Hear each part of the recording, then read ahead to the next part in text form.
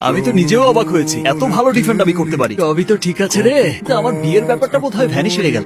আজকের পর আমার হবু শ্বশুর মানে ওই আজহার সাহেব তার মেয়েকে যে আমার কাছে দেবে এটা আমি 100% কনফার্ম। দিতে হবে না, আরে বাহ, শ্বশুরের মেয়ে নিজেই চলে আসবে। পারফেক্ট।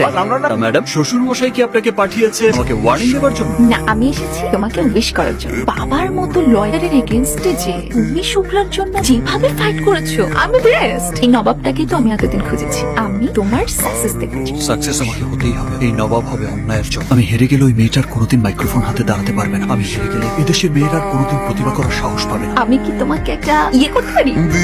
আবার জিগান। তার 40 মিনিট পর একটু দূরে ফেলে দেওয়া হয় শুভ্রাকে। কেউ দেখলো না, এটা কিভাবে হয়? ইয়েস, ঘটনার একমাত্র প্রত্যক্ষদর্শী হচ্ছে রিকশাওয়ালা। এটাই আমাদের একমাত্র সুযোগ শুভ্রা। লোকটাকে এনে দাঁড় করাতে পারলে ওদের হাজারো যুক্তি মিথ্যে সাক্ষী কিছুই দাঁড়াতে পারবে না আমাদের সামনে। মনে করার চেষ্টা কর। আপু, একটু চেষ্টা করে দেখ, মনে পড়ে যাবে। লোকটা বেটেছি। হ্যাঁ, এই লোকটাই ছিল। বুঝাই তো বস।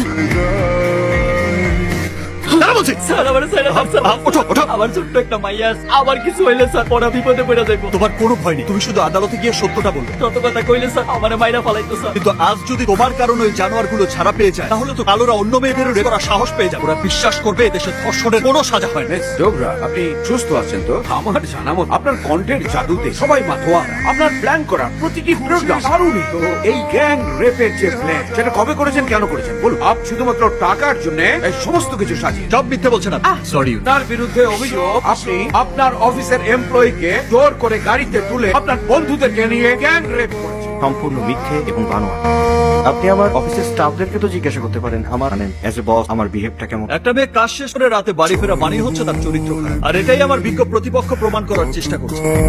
যারা সন্তানের মুখে একটু খাবার তুলে দেওয়ার জন্য, অসুস্থ বাবা মায়ের চিকিৎসার জন্য, স্বামীর সাথে সংসার হাল ধরার জন্য রাতে কর্মস্থলে কাজ করছে। মেয়ে হলেই তাকে ঘড়ি ধরে চলতে হয়। মেয়ে হলেই সে জোরে কথা বলতে পারে। মেয়ে হলেই সে বন্ধুদের সাথে আড্ডায় যেতে পারে। মহামান্য আদালত আমাদের এই সমাজ ব্যবস্থার জন্যই নারীরা ধর্ষণের শিকার করছে। আমাদের সমাজে ছেলে সন্তানকে বলা হয় বংশের প্রতীক। মহামান্য আদালত, আমি এমনই এক বংশের প্রতি মিস্টার পাভেলকে জিজ্ঞাসাবাদের অনুমতি চাই। অনুমতি দাও। মিস্টার রেপিস্ট, কেমন ছিল সেই রাতের অভিজ্ঞতা?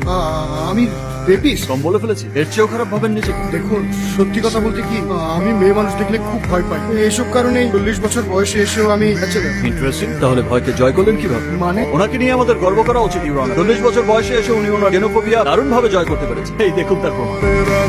মিস্টার পাভেল, আপনি আসতে পারেন। ছোটবেলায় শুনেছিলাম অলস ব্যক্তিদের যখন কোনো কাজ থাকে না তখন তারা আষাঢ়ে গল্প শোনে।